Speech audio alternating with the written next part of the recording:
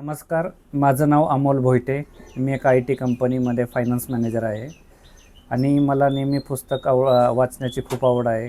पहिलेसुद्धा मी मराठी खूप पुस्तकं वाचलेली आहेत आणि आत्ता माझे साडू शेखर फराटे यांचे हे पुस्तक आहे मानधुरा मी येतोय. तर यांची पहिलेसुद्धा कादंबऱ्या मी वाचलेल्या आहेत आणि हे पुस्तक येण्याआधी मला खूप उत्सुकता होती आणि ज्यावेळेस त्यांनी मुखपृष्ठ प्रस्तुत केलं किंवा आमच्याबरोबर शेअर केलं त्यावेळेस ते खूप आवडलं मला. आणि त्यांचं पुस्तक येण्याआधी ज्यावेळेस पुस्तकाचा प्रकाशन सोहळा होता त्याच्या आधीच मी हे पुस्तक बुक केलं होतं त्यांच्याकडून.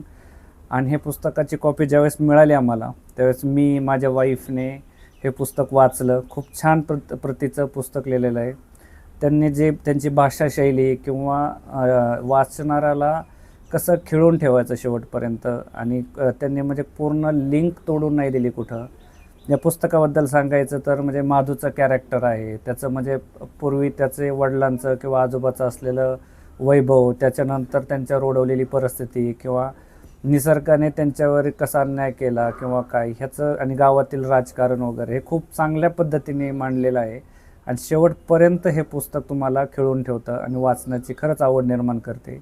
माझी मुलगीसुद्धा थर्ड स्टँडर्डला आहे इंग्लिश मिडियमनी, पण तिला थोडंसं मराठी वाचता येतं. तर तिनेसुद्धा 3-4 यातले पेजेस वाचले आहेत. अशा प्रकारे खूप छान प्रतीचं लेखन लिहिलेलं आहे. त्यांना माझ्या खूप साऱ्या शुभेच्छा.